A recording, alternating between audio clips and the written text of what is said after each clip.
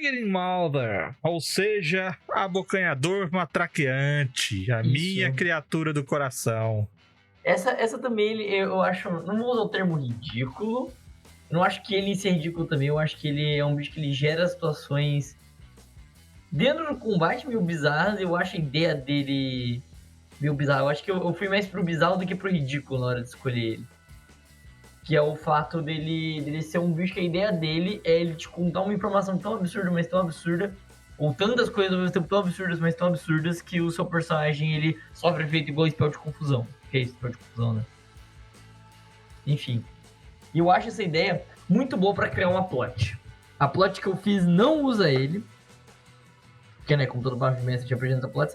A plot que eu fiz não usa ele, mas ele é um ótimo conceito de plot. Se você quer criar um monstro, uma campanha que ela gira em torno de informações e desinformações. Porque ele muito bem pode falar uma coisa que não é uma verdade, mas é uma coisa chocante ainda, pra ser ouvido ali pelo personagem que toma o efeito dele, do Blabbering alguma coisa. Esqueço sempre o nome da habilidade dele. Que é Blabbering Mouse. Não lembro agora. Em português ficou como farfalhar. O farfalhar, eu gostei mais ainda do que em inglês. Quando ele começa a farfalhar, você pode muito bem, tipo, criar algum bicho que ele faz, sei lá, alguma coisa disfarçada de uma Gibbering Mouse, essas coisas. As oportunidades quando o bicho ele trabalha com informação dentro de uma campanha de RPG são infinitas, efetivamente. Com informação, desinformação, seja como for. Eu só gostei da ideia do bicho, mesmo também ele sendo meio bizonho, mas eu queria trazer. Na terceira edição, ele é amorfo, né? Ele muda de forma o tempo inteiro e o farfalhar dele não é uma informação que ele passa. Ele projeta telepaticamente como se fossem sons. Então você escuta, mas é mentalmente, o farfalhar, como se fossem risadas que ficam se repetindo e ecoando aquele Lamúrios, ou então Mockery, né, Marcelo? Você que é igual a Sasha, como é que chama? Mockery. O Mockery é... Você fica balbuciando coisas, zombarias, fica balbuciando coisas ali. Zombaria. E aí fica igual o Mockingbird, né? Fala assim, look, this is a Mockingbird. Ele diz Mockingbird. Então, assim, ele fica repetindo coisas na sua mente, risadas com ecos, e a pessoa fica desorientada e tal. Mas essa da informação, eu concordo que deixa a lore dele meio zoada, né? Tipo assim, ele vai te contar um troço que é tão absurdo que você vai perder as estribeiras. Tipo, Bambam venceu o Popó. Aí o cara... Mas como? Isso é impossível! E aí ele fica fora do combate. Por quê? Porque ele não acredita que o Bambam ia vencer o Popó. Cara, eu gosto muito do Abocanhador Matraquente. Eu usei ele na Forja da Manhã. Eu adoro pra terror.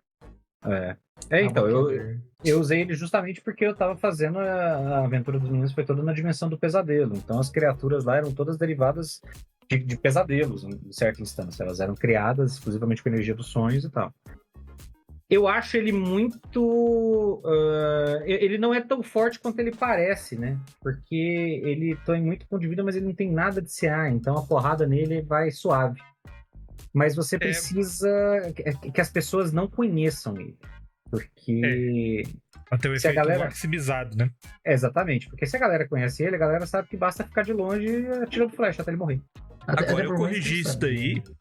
Eu corrigi isso daí porque é o seguinte, ele é ND mais baixa, acho que é 4, troço assim, no da terceira edição, não sei quanto que é na quinta. Mas ele não é tão poderoso não, ele é meio molengão, ele apanha fácil e tudo mais. Só que ele tem algumas características que você vai ler na descrição, que são mais ou menos assim. Eles se rastejam por cavernas escuras e eles conseguem se fixar nas paredes. Então ele tem escalada muito alta. Eles têm uma furtividade gigantesca. E eles deixam as pessoas desnorteadas, confundindo elas com esse tal do farfalhar. E eles, quando começam a grudar na pessoa, os ataques deles geram alguns tentáculos. Pra você que estuda biologia aí, pedipalpos que ficam grudando na pessoa e digerindo ela. E quando ela gruda uns 4 ou 5, ele consegue englobar a pessoa e aí ele vai ter que digerir ela mais rápido. Aí a pessoa só tem uns turnos pra sair. Aí eu fiquei imaginando assim. Cara, um bicho desse que tá numa caverna escura, gruda na parede, totalmente sem visão, confunde as vítimas com efeito mental. Por que ela vai no chão e fica batendo tentáculo? Ela vai no teto e cai em cima. Ela já engloba de cara. E aí, quando eu coloco esse bicho e ele consegue fazer isso, a ND dele sobe 3, 4 níveis facinho. Mais facinho, porque não consegue. Às vezes esse bicho ele é médio e às vezes ele tem a versão dele grande. Então ele pode pegar mais de uma criatura média ao mesmo tempo. E aí, meu amigo, o grupo ficou reduzido pela metade. E você arrebentou a galera. E aí, enquanto o pessoal tá sendo englobado e digerido, os outros que estão do lado de fora estão escutando as risadas e as falas e estão tontas e não estão enxergando nada porque a tocha já caiu no chão. Ou seja, esse bicho é o Satanás. Ele cria umas situações bem interessantes e medonhas chega a ser um eufemismo pra situação, né? Então... Mas ele fala do terror mesmo. Ele é um bicho meio voltado pro terror, mas ele é bem bizarrão mesmo, não sei. Ele abre espaço pra umas coisas bem bizarras, assim. Talvez eu tenha ido pro bizarro, não pro ridículo, né? Ele é baseado na criação de Lovecraft, né, Marcelo? Você que é a nossa enciclopédia. A maioria das monstruosidades do D&D, as monstruosidades das aberrações especialmente, são tratadas como criaturas afetadas pelas energias do Farhelm, lá que o Farhelm que não é nenhum plano, é aquela coisa tipo, é fora ele é tão entrópico, tão caótico que ele foge do sistema de organização dos planos. Então, a maioria das criaturas que vêm daquela região, elas são bem Lovecraftianas, né?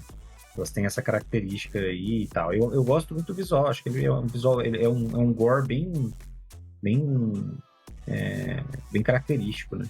Ele é claramente Lovecraftiano. Daria pra você fazer uma história, um livro de mitos com uma criatura dessa. Ele, inclusive, é inspirado no... Eu não lembro o nome também. Ai, caralho. Não é da Montanha da Loucura, não. É um outro que tem isso.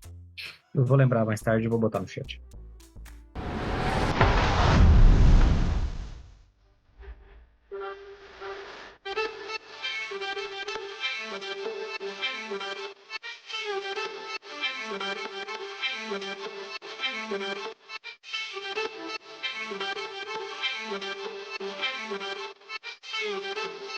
Thank you.